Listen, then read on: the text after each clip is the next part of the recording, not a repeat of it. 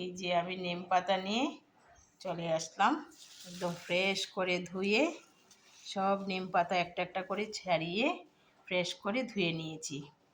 এখন নিম পাতাগুলো যে জল ঝরিয়ে রেখেছি, জলটা অলরেডি ঝরেই গেছে। এখন আমি এগুলাকে শুকনো খোলাতে ভেজে নেব। এই যে দেখো বন্ধুরা, এখানে আমি এগুলো এরকম করে ভাজলে একদম মচমচা হয়ে যাবে। তারপর আমি মিক্সার গ্রাইন্ডারে গুঁড়ো করে একটা ছোট্ট কন্টেনারে, যেটা কাচের বয়ামই হোক আর প্লাস্টিকেরই হোক, যাই হোক, যার যেমন আছে এরকম করে ঢুকিয়ে রেখে দেবে। তাহলে অনেক দিন খাওয়া যায়। নিম বেগুনে ভাজা করার সময়ও খাওয়া যায়। কি ভালো লাগে না নিম বেগুনে ভাজা খেতে? আমার তো খুব ভালো লাগে। তখন তো আর নিম পাতা পাওয়াও যায় না সব সময়, তাই ওগুলো করে রেখে দিলে খাওয়া যায়। আর রোজ সকালে একটুখানি হলুদ আর নিম পাতা খেলে কোনো মেডিসিনই লাগে না, এত ভালো। তার জন্য আমি এই ইয়েটা সবাইকে খাওয়াই, আমার ঘরের লোককে, আর আমিও খাই। আমার হাজব্যান্ড তো এটা ছাড়া চলেই না।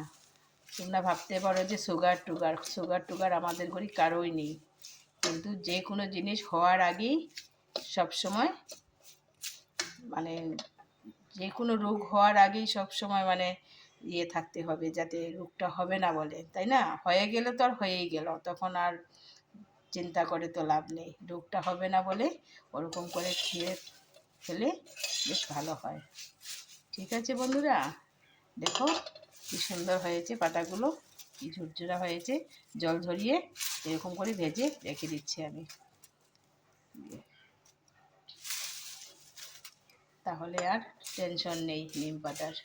আর কাঁচা হলুদ তো আছেই আমার, কাঁচা হলুদও আমি এরকম করে সব রেখে দিই ঠিকঠাক করে। ঠিক আছে বন্ধুরা, আজকে নিম পাতাটা দেখালাম, ওইরকম করে নিম পাতা রাখবে। ওকে, বাই বাই।